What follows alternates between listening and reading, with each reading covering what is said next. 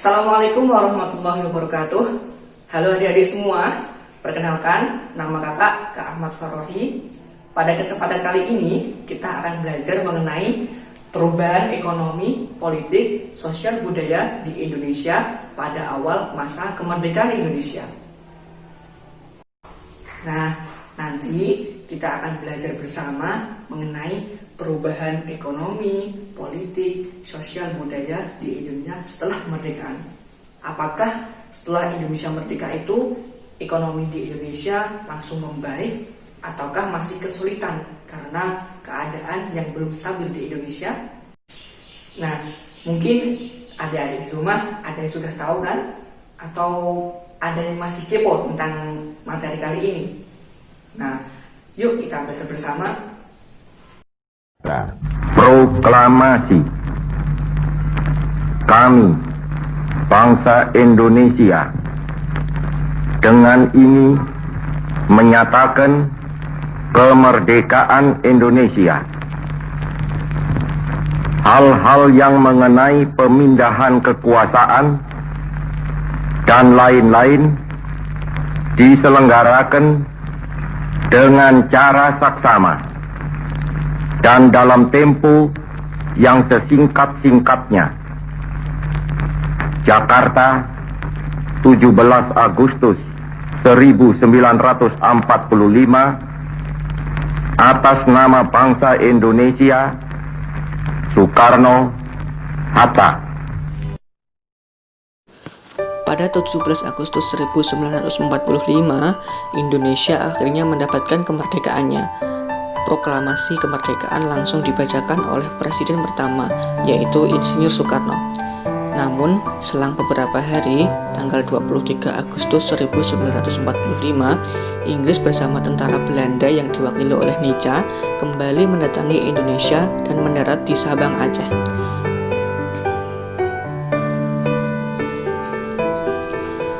Kedatangan sekutu dan Nica ke Indonesia menyebabkan banyak pertempuran di berbagai tempat di Indonesia. Pada November 1945, Indonesia merubah sistem pemerintahannya dari presidensial menjadi parlementer.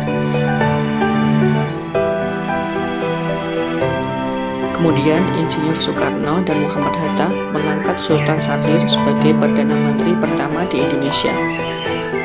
Pada akhir tahun 1945, situasi keamanan di Batavia semakin memburuk dengan adanya saling serang kelompok pro-kemerdekaan dan pro-Belanda. Pada Januari 1946, para petinggi negara diselamatkan ke Yogyakarta, sekaligus memindahkan ibu kota ke Yogyakarta. Selanjutnya, bagaimana kehidupan ekonomi pada masa awal kemerdekaan? Pada masa awal kemerdekaan, perekonomian Indonesia diguncang oleh beberapa peristiwa, seperti hyperinflasi, blokade ekonomi Belanda, dan kekosongan kas negara. Karena peredaran mata uang Jepang dan Nika, kebijakan ini menyebabkan peredaran uang di Indonesia semakin tidak terkendali. Dan dengan adanya blokade ini, Belanda berharap keadaan Indonesia semakin memburuk. Kekosongan kas negara. Mengapa bisa terjadi? Ekonomi Indonesia saat itu hanya bergantung pada petani, tetapi seluruh kegiatan ekspor impor dihalang-halangi oleh Belanda. Akibatnya kas negara Indonesia kosong. Upaya penyelamatan ekonomi Indonesia. Upaya yang dilakukan adalah mengatasi masalah keuangan, menembus blokade ekonomi Belanda, menyelenggarakan konferensi ekonomi, dan membentuk Planning Board, melaksanakan Kasino Plan oleh Menteri Persediaan Makanan Rakyat, melaksanakan program pinjaman nasional, dan membentuk Persatuan Tenaga Ekonomi. Masa demokrasi liberal. Kebijakan untuk mengatasi permasalahan ekonomi pada demokrasi liberal. Pertama, gerakan Benteng, yaitu memberikan bantuan kepada kalangan pengusaha pribumi. Yang kedua, Gunting Syafruddin. Kebijakan ini dilakukan dengan memotong nilai uang. Yang ketiga, sistem ekonomi Alibaba, yaitu menciptakan kerjasama antara pengusaha pribumi dengan pengusaha non-pribumi. Nah, ternyata setelah Indonesia merdeka, keadaan di Indonesia itu tidak langsung membaik. Masih ada kesulitan, masih ada kendala, baik dari faktor internal ataupun dari eksternal. Nah, sekian materi kali ini yang bisa kakak sampaikan.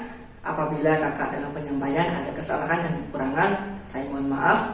Saya akhiri. Wassalamualaikum warahmatullahi wabarakatuh.